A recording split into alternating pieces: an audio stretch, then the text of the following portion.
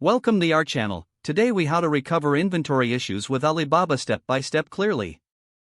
Begin by identifying the specific inventory issue you are facing with your Alibaba supplier. Gather all relevant information including order numbers, product details, and any previous communication.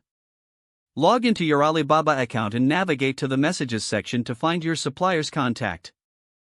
Draft a clear and concise message outlining your issue. Be sure to include details such as the order number and the specific items affected. Politely request a resolution, specifying whether you need replacement items or a refund. If you do not receive a reply within a couple of days, follow up with a reminder message. Escalate the issue by contacting Alibaba's customer service through the platform.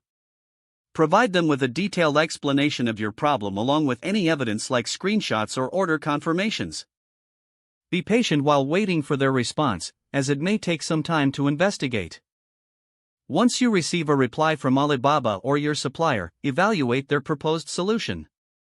If satisfied, proceed with the next steps as instructed. If the solution is insufficient, communicate your concerns clearly and propose alternatives. Keep all communications professional and documented for reference. Finally, after resolving the issue, review the overall experience to inform future transactions. If the page does not load, refresh the browser or try again in a private or incognito window. Make sure you are using the correct email address, then retype it carefully to avoid small typos. If your password is not accepted, use the reset option and create a new strong password you can remember. Check your spam folder for verification or security emails, then complete any requested confirmation steps.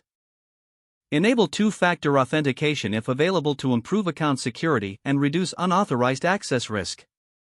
After signing in, review your profile details so your contact information and settings are accurate and current. If you see an error message, note it down and try again after restarting your device and internet connection. Log out when you finish, especially on shared devices, to keep your account and payment information secure. If the page does not load, refresh the browser or try again in a private or incognito window. Make sure you are using the correct email address, then retype it carefully to avoid small typos.